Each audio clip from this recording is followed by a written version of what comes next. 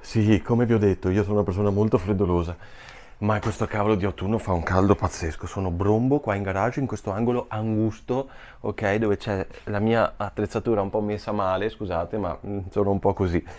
Ok, seconda recensione del canale, abbiamo parlato del casco, scendiamo. Una cosa molto importante per me, come vi ho già accennato, che mi fa soffrire molto, è questa parte qua. Io sono un freddoloso, quindi sempre partendo sotto al casco, d'estate io mi sono accorto che comunque andando in giro col casco, facendo tanti chilometri, io sudo tantissimo nella testa. Quindi andando alla ricerca ho trovato una berrettina, ok, della Sixes, non so se si chiama così, la conoscete bene, non sono sponsorizzato da questi signori qua, ma veramente sto trovando pazzeschi e meravigliosi i loro prodotti, anche le maglie tecniche che ve ne parlerò un'altra volta. È un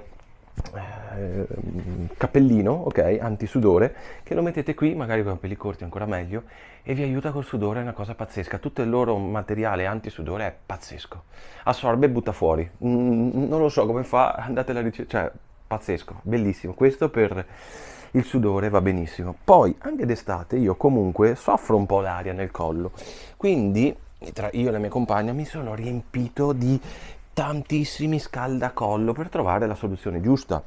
Alla fine, questi qua che si infilano così, anche quello originale della Royal Elfin che ti danno come accessorio, andando in giro così d'estate è perfetto perché ti copre un po' dall'aria, ma anche dagli insetti, tutte le cose odiose che ti arrivano. Puoi tenertelo alto, puoi tenertelo basso, se fa caldo puoi tenertelo così, puoi fare quello che vuoi.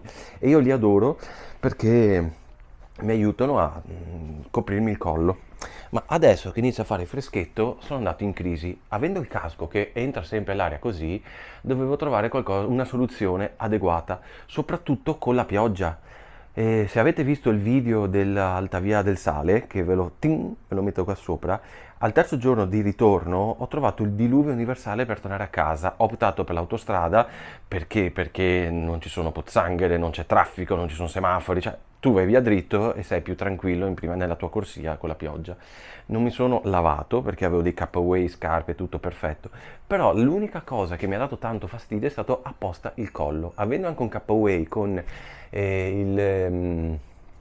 come si chiama? La parte qui del colletto alta, comunque aria e acqua mi entravano e non ero impermeabile qui, quindi mi ha dato molto fastidio. Allora ho optato per diverse soluzioni. La prima era di andare a cercare un passamontagna che ti copre anche dal naso, dalla bocca in giù per un bel po', impermeabile. È meglio di questo cosa c'è? Quello della Tucano. Questo è ottimo perché se indossato ti fa sia da passamontagna, leggero, sottile, quindi non dà fastidio al casco, che da qua in giù, vedete, è impermeabile. Si mette la giacca sopra, oppure questo si può mettere anche, direi, sopra, no? Non l'ho ancora provato, però ci stavo pensando, così l'acqua non scorre, potrebbe scorrere tra questo impermeabile e il tuo impermeabile, ma stando fuori scorre via.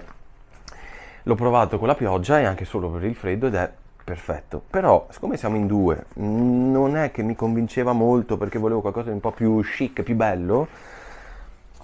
Ho trovato quello della Revit, che è il mio preferito, che ti permette di sia usarlo se fa freddo, sia usarlo se piove, perché è sia impermeabile, ok, vedete, della Revit, bellissimo, sia impermeabile dappertutto, no? Dappertutto è impermeabile, ma dentro al pile. Quindi ti scalda e non ti copre tutta la testa. Quindi se non fa troppo freddo e comunque vuoi coprirti da qua in giù come me che ho il collo, sono molto freddoloso del collo, basta questo così la testa sta libera, metti giù, voilà.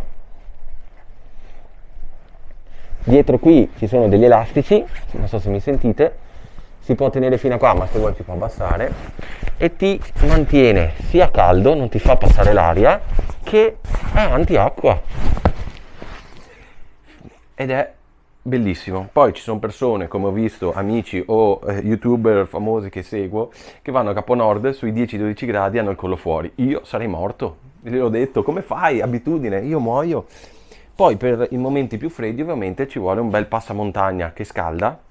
Ok, questo vi metterò sempre il link sotto nella descrizione e anche qua se riesco su Amazon oppure su negozi specializzati dove li ho trovati. Questo è Goal of Joy, non so, vi metterò il link nella descrizione. Questo tiene molto caldo, è un bel passamontagna. Quindi quando fa veramente freddo io mi copro così e mi metto anche questo che mi copre ancora di più dal vento, che io soffro tanto qui, e dall'acqua. Se non mi avete sentito, mi copre dal freddo, mi scalda e dall'acqua.